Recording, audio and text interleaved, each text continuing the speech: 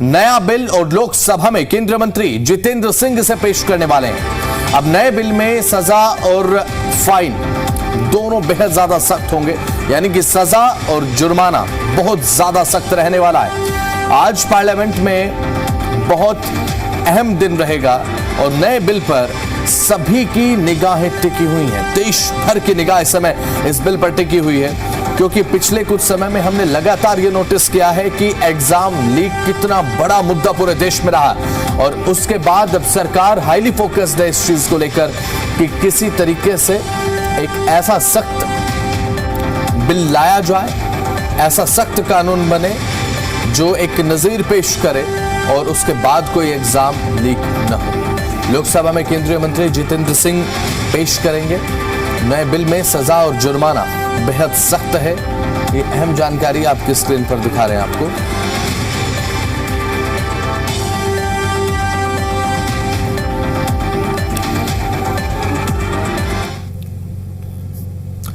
तो दिल्ली से एक ब्रेकिंग न्यूज यह है कि 4 अगस्त को फिर से संसद मार्च का ऐलान किया गया है। टैक्सी और ट्रांसपोर्ट एसोसिएशन ने ऐलान किया है E20 पेट्रोल के विरोध में घेराव किया जाएगा। एसोसिएशन अध्यक्ष संजय सम्राट ने जानकारी दी है। यह बड़ी जानकारी आप तक साझा कर रहे हैं। तो एक बार फिर से संसद मार्च का ऐलान किया गया है, लेकिन ये जो ऐलान किया गया वो टैक्सी एंड ट्रांसपोर्ट एसोसिएशन की ओर से किया गया है। अब ऐसे में क्योंकि E20 पेट्रोल के विरोध में लगातार जो टैक्सी एसोसिएशन है वो भी लगातार विरोध कर रहे हैं, और इसके पीछे अलग अलग कारण हैं। माइलेज कम होना, इंजन पर इसका एक नेगेटिव इम्पैक्ट आना, ये तमाम कारण जो हैं वो बताए गए हैं, और इससे आजीविका प्रभावित हो रही है। इससे जो उनका जो पे स्केल है वो पूरे तरीके से प्रभावित है। अब ऐसे में एसोसिएशन अध्यक्ष संजय सम्राट ने जानकारी साझा की है कि संसद मार्च किया जाएगा और घेराव किया जाएगा E20 पेट्रोल के विरोध में। अब टैक्सी एंड ट्रांसपोर्ट एसोसिएशन उतर आए। जिस प्रकार सरकार और उनके मंत्री हमारे पे काफ़ी सालों से अत्याचार कर रहे हैं, खासकर एथनॉल के नाम पे, उसका हम विरोध करने जा रहे हैं। 4 अगस्त को हम संसद का घेराव करेंगे, और उसका घेराव का मकसद ये है कि जो लोकसभा के अंदर 543 लोकसभा के सदस्य हैं उनको जगाना है, क्योंकि वो कुंभकर्ण की न्यूज़ आए में हर कॉन्स्टिट्यूंसी में, हर सांसद की कॉन्स्टिट्यूंसी में लाखों टैक्सियाँ, लाखों प्राइवेट बाइकें, लाखों प्राइवेट कार होती हैं, जिसका संज्ञान आज तक उन्होंने नहीं लिया। तो हम इसका चेतना जगाना चाहते हैं और सरकार से हम मांग करना चाहते हैं घेराव करके कि नितिन गडकरी जी को हटाया जाए, क्योंकि वो एक ट्रांसपोर्ट मिनिस्टर है।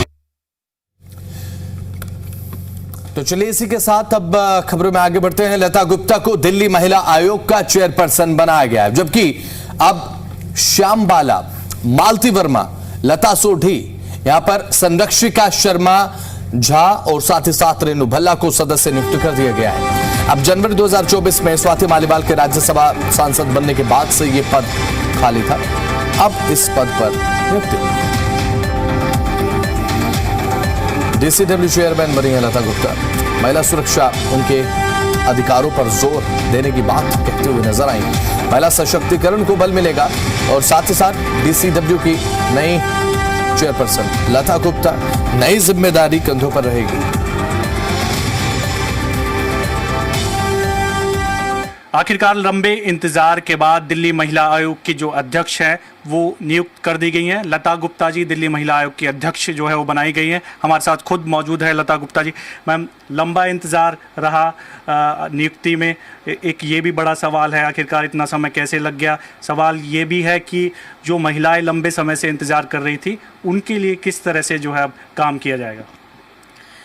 सबसे पहले मैं महिला सशक्तिकरण की आवाज़ को मजबूत करने वाले मेरे देश के यशस्वी प्रधानमंत्री आदरणीय श्री नरेंद्र मोदी जी को, गृह मंत्री आदरणीय श्री अमित भाई शाह जी को, राष्ट्रीय अध्यक्ष आदरणीय श्री नितिन नवीन जी को, दिल्ली की यशस्वी मुख्यमंत्री जो 24/7 जनता के बीच रहकर कार्य करती हैं, ऐसी आदरणीय बहन रेखा गुप्ता जी को, हमारे दिल्ली के संगठन के मुखिया जो पूर्वी दिल्ली से सांसद और केंद्रीय राज्य मंत्री भी हैं, ऐसे प्रदेश अध्यक्ष आदरणीय हर्ष मल्होत्रा जी को हृदय से बधाई देती हूँ जो उन्होंने मुझे ये जिम्मेदारी दी है।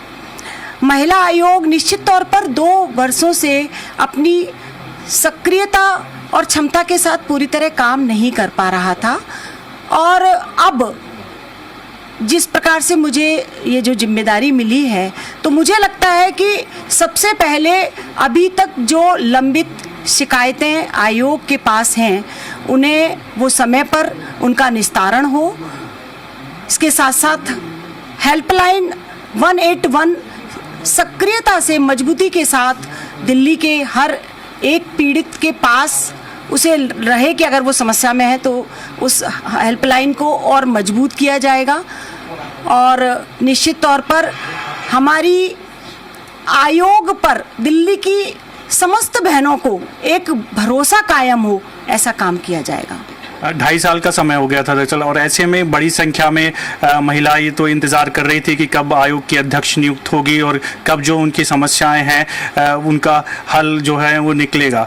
तो किस तरह का आपकी जो प्रक्रिया होगी, शुरुआत होगी महिला आयोग की अध्यक्ष के तौर पर, सबसे पहले बड़ा काम क्या होने वाला है? देखिए, दिल्ली के अंदर कहीं पर भी पीड़िता जिसे न्याय की एक आस होती है उसे उस समय आयोग याद आए, और आयोग के पास आकर वो जब अपनी समस्या बताए तो वो सिर्फ फाइलों में ना रह जाए।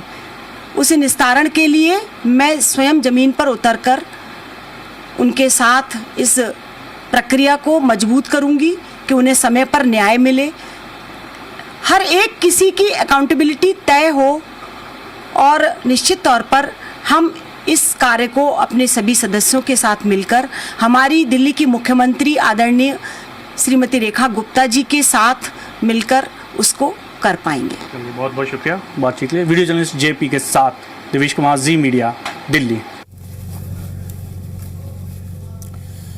तो इसी बीच जानकारी यह है कि प्रहलाद जोशी ने शिक्षा मंत्री का अतिरिक्त जो भार था वो अब संभाल लिया है। अब ऐसे में ये उन्होंने कहा कि विनम्रता के साथ इस जिम्मेदारी का मैं निर्वहन करूंगा, इसे मैं स्वीकार करता हूं। दफ्तर पहुंचकर विभाग के लोगों से मुलाकात उन्होंने की।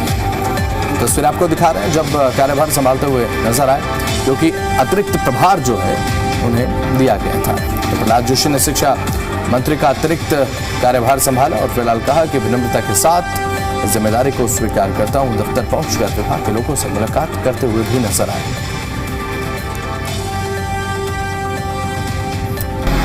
माननीय प्रधानमंत्री जी ने पूरा विश्वास रख के मुझे ये जिम्मेदारी सौंपा है। मैं कल कर्नाटक में था, रात को इधर पहुंच के मैं आज सुबह इधर आके चार्ज लिया हूँ, कार्यभार संभाला हूँ। पूरा डिटेल्स जो भी इधर अभी हमको देखना है, निर्णय लेना है, इस सब के बारे में इंफॉर्मेशन लेने का और पूरा मिनिस्ट्री समझने का कोशिश मैंने किया हूँ। लगभग 11 बजे से अभी 3 बज रहे हैं, 3 बजे तक हम कंटिन्यूसली मीटिंग किया है। मुझे विषय नया है, पूरा समझने के बाद डिटेल में आपसे बात करूँगा। मैंने आज चार्ज भी लिया हूँ और सीनियर ऑफिसर्स पे डिटेल में बातचीत करने का कोशिश किया हूँ। ये बहुत बड़ी डिपार्टमेंट है, इसलिए पूरा समझ के मैं आपके साथ बात करूँगा। तो धर्मेंद्र प्रधान के रेजिग्नेशन के बाद कांग्रेस ने कहा है कि केवल इस्तीफा देना ही काफी नहीं है।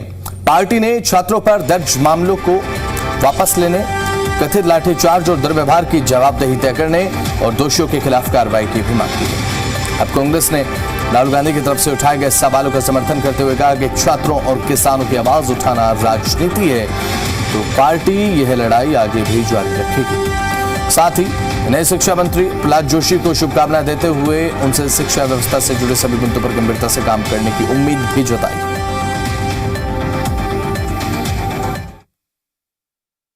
दिल्ली कांग्रेस प्रदेश अध्यक्ष देवेंद्र यादव जी हमारे साथ है बातचीत के लिए। जो छात्रों की मांग थी, क्योंकि वो मांग कर रहे थे इस्तीफा दें, शिक्षा मंत्री वो इस्तीफा हो गया और जो उनकी मांगे थी वो भी पूरी होगी।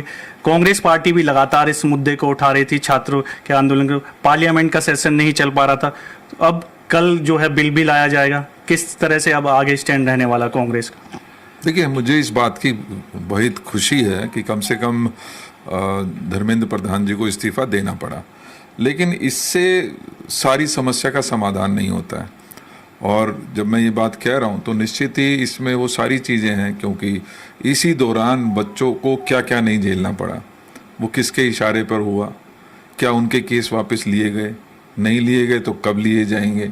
इसी प्रकार से इस सारे प्रकरण की अगर कोई जिम्मेदार है तो वो माननीय प्रधानमंत्री हैं, क्योंकि उन्हीं के नाक के नीचे से ये कार्रवाइयाँ हुई हैं, चाहे पैलेट गन्स चलने की बात हो, चाहे पत्रकारों को पीटने की बात हो, या स्टूडेंट्स के साथ जो दुर्व्यवहार इस दौरान हुआ है, उसका जिम्मेदार कौन है। तो जिम्मेदारी तो लेनी पड़ेगी, और जो लोग इसके गुनहगार हैं उनको सजा भी मिलनी चाहिए। नेता प्रतिपक्ष राहुल गांधी, उन्होंने पत्र भी लिखा है गृह मंत्री अमित शाह को और कहा है कि भाई इसकी जवाबदेही होनी चाहिए। किसने आदेश दिए थे उन छात्रों पर जो है लाठीचार्ज जो की गई? हाँ, मुझे याद है कि आप और हमने देखा कि राहुल गांधी जी स्वयं एक साथी को लेकर आए जिसके आंख में पैलेट गन्स लगे। तो किसके इशारे पर या किससे परमिशन लेकर पैलेट गन्स का यूज़ हुआ है? आपने देखा होगा कि किस तरीके से सादी वर्दी में लोग घूम रहे थे और डंडे बरसा रहे थे स्टूडेंट्स के ऊपर, दुर्व्यवहार कर रहे थे महिला स्टूडेंट्स के साथ। तो इन सब की जिम्मेदारी तो किसी ना किसी को तो तय करनी पड़ेगी। क्या ये सारी चीज़ जो थी वो अमित शाह जो निश्चित ही होम मिनिस्टर हैं और पुलिस उनके अंडर आती है, तो क्या ये उनके आदेशों पर हो रहा था? ये लोगों को जानने का हक है, और मुझे लगता है कि राहुल गांधी जी ने बहुत सही सवाल पूछे हैं, इनका जवाब मिलना चाहिए और जो दोषी हैं उनको सजा मिलनी चाहिए। बीजेपी ये भी कह रही है कि कांग्रेस ने इस पूरे मुद्दे को लेकर राजनीति की, छात्रों को भड़काया भी, और दूसरी तरफ ये कह रही है कि बीजेपी ने सहमति जाहिर की छात्रों के साथ और जो उनकी मांगे थी वो मानी गई। देखिए, अगर छात्रों की आवाज़ उठाना राजनीति है तो कांग्रेस राजनीति करेगी, राहुल गांधी जी राजनीति करेंगे। अगर किसानों की बात, आवाज़ उठाने की बात है, देश में चल रहे किसी भी गलत कार्य के खिलाफ अगर आवाज़ उठाना राजनीति है तो कांग्रेस ज़रूर करेगी और करती रहेगी। एक आखिरी सवाल है, नए शिक्षा मंत्री प्रहलाद जोशी बनाए गए, उन्होंने भी अपना कार्यभार जो है वो संभाल लिया है आज। हम शुभकामनाएं देते हैं, लेकिन ये उम्मीद भी करते हैं कि वो सभी पहलुओं को ध्यान में रखते हुए अपनी पॉलिसीज़ बनाएं और जो दोषी लोग हैं उनको चिन्हित करके उनको सजा दिलवाने का काम करें। बहुत बहुत शुक्रिया बातचीत के लिए। वीडियो जर्नलिस्ट जेपी के साथ देवेश कुमार, जी मीडिया, दिल्ली। बीजेपी राज्यसभा सांसद राधा मोहन दास अग्रवाल ने कहा कि संसद में पब्लिक एग्जामिनेशन संशोधन बिल आने की पूरी संभावना है। पार्टी इस पर चर्चा के लिए तैयार है। उन्होंने कांग्रेस पर निशाना साधते हुए कहा कि वो पहले भी बिल लेकर आई थी, लेकिन उस पर क्या हुआ ये सभी जानते हैं। साथ ही अग्रवाल ने कहा कि छात्रों की मांगों को लेकर विपक्ष राजनीति पर उतर आया है, जबकि सरकार चर्चा के लिए तैयार है।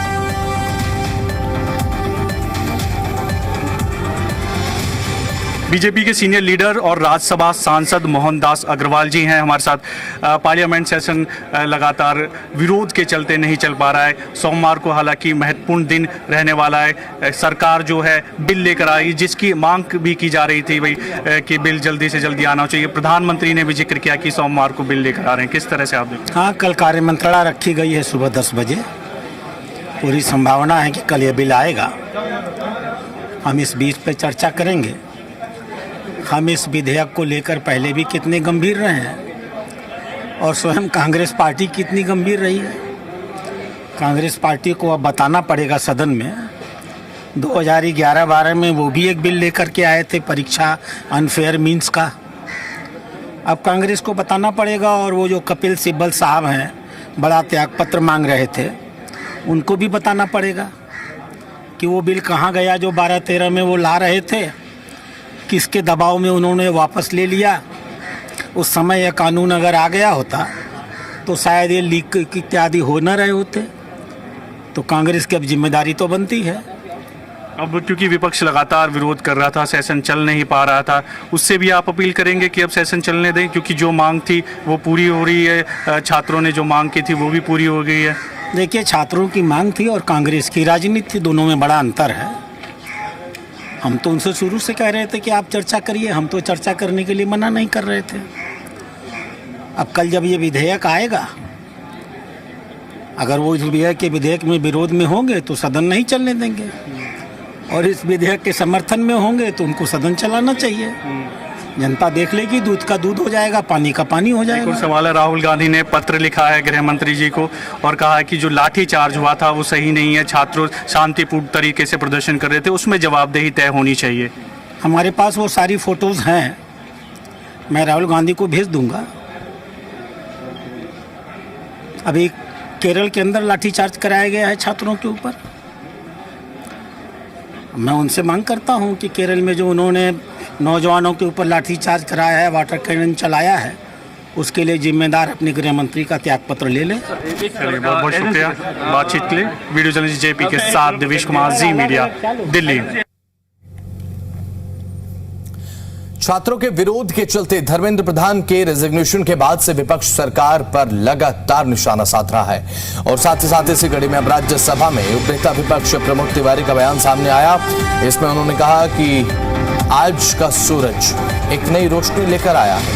12 साल के पूर्वी शासन के बाद अब पांडवी की वापसी हो चुकी है। अब ऐसे में अगर जब पांडवों की वापसी हुई है तो आज का सूरज एक नया सूरज है, नहीं किरण। अब युवाओं के रूप में, राहुल गांधी के रूप में और एक मजबूत विपक्ष के रूप में ये नया दिन।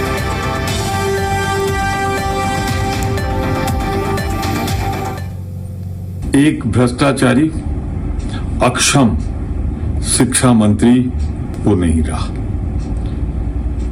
कितना खून बहा इसके लिए, कितने लोगों ने आत्महत्याएं की, बर्बर मोदी सरकार की लाठियों में लगी हुई कील झेली। पेलेट गन जो कश्मीर की वादियों में रोक दी गई थी, वो दिल्ली के पार्लियामेंट हाउस से कुछ दूरी पर चलती रही। मैं उस बेटी को नहीं भूलूंगा और उस गुनाहगार को कि जब वो जा रही थी लाठी जिस तरह से पीछे, वो उस बेटी का अपमान नहीं हुआ, भारत की नारी शक्ति का अपमान हुआ है। एक भ्रष्टाचारी। खबरों में आगे बढ़ते हैं। प्रधानमंत्री मोदी ने वीडियो कॉन्फ्रेंसिंग के माध्यम से विकसित वाइब्रेंट विलेज प्रोग्राम 2026 को संबोधित किया। प्रधानमंत्री मोदी ने युवाओं से भारत को करीब से जानने और गांव से जुड़ने का आह्वान किया। पीएम ने कहा कि माय भारत मंच से करोड़ों युवा जुड़े हैं और देश भर में सराहनीय कार्य कर रहे हैं। पीएम ने बताया कि विकसित वाइब्रेंट विलेज प्रोग्राम के लिए करीब 3 लाख युवाओं ने भाग लिया, जिनमें 400 से ज्यादा का चयन भी हुआ। उन्होंने कहा कि युवाओं ने दूर दराज के गांव में रहकर वहां के जीवन, संस्कृति और परंपराओं को समझा, जो एक भारत श्रेष्ठ भारत का एक बेहतरीन उदाहरण है और साथ ही साथ मिसाल भी। निकिता जी, आपको संभवतः पता होगा कि हर दिवाली में अपने फौजी भाइयों से मिलने मैं बॉर्डर पर जाता हूं। ये संयोग है कि साल 2016 में मैं दिवाली पर बॉर्डर किनारे बसे चांगो क्षेत्र में ही गया था। निकिता, आप चांगो के जिन गांवों में गई, क्या वहां महिला प्रधानों या जनप्रतिनिधियों से मिलने का अवसर मिला?